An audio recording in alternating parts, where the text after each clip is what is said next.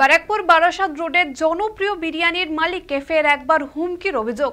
কর্তৃপক্ষ বিষয়টি পুলিশকে জানালে গ্রেপ্তার করা হয় আনিস ঝাকে। পুলিশ সূত্রে খবর, কয়েক বছর আগে ওই একই দোকানে গুলি চালানোর ঘটনায় জড়িত থাকার অভিযোগে তাকে গ্রেপ্তার করা হয়েছিল। সম্প্রতি জেল থেকে জামিনে মুক্তি পান আনিস, কিন্তু ছাড়া পাওয়ার কিছুদিনের মধ্যে ফের ওই দোকানের মালিকের মোবাইলে হুমকির মেসেজ আসে।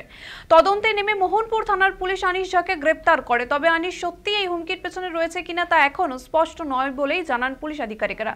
ঘটনার জেরে ফের চাঞ্চল্য ছড়িয়েছে এলাকায়। আতঙ্কে রয়েছেন দোকানের মালিক ও কর্মীরা।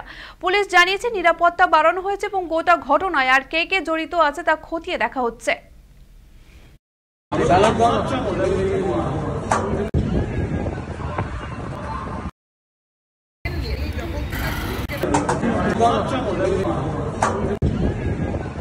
তোদের বলার বক্তব্য হচ্ছে যে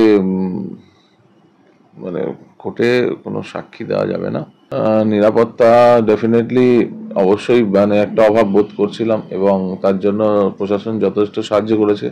একটা নিরাপত্তা রক্ষীও দিয়েছে, সব সময় থাকছেন, সে এখন একটু নিরাপত্তা ফিল করছি। প্রত্যেকবার মেন্টালি প্রেশার করছে আমাদেরকে, আমাকে এবার বাবাকে। তো এইভাবে মানে আমরা কিভাবে সার্ভাইভ করবো, আমরা ব্যবসা করবো, এটা আমরা বুঝে উঠতে পারছি না। যখন ফোন করেছে এবং আমাকে যখন ফোন করেছে, নিজেকে আনিস বলে পরিচয় দিয়েছে এবং আপনারা হয়তো দেখবেন যে পরশুদিন আনিসকে অ্যারেস্টও করেছেন মোহনপুর থানার পুলিশরা। আগের দেশেরও আসামি, এই রিসেন্ট বেল পেয়ে বেরিয়েছিল বাইরে, ঠিক আছে। তো তারপরেই এই ঘটনাটা ঘটে এবং ও হয়তো কিছুদিন ধরে রেকিও করেছে।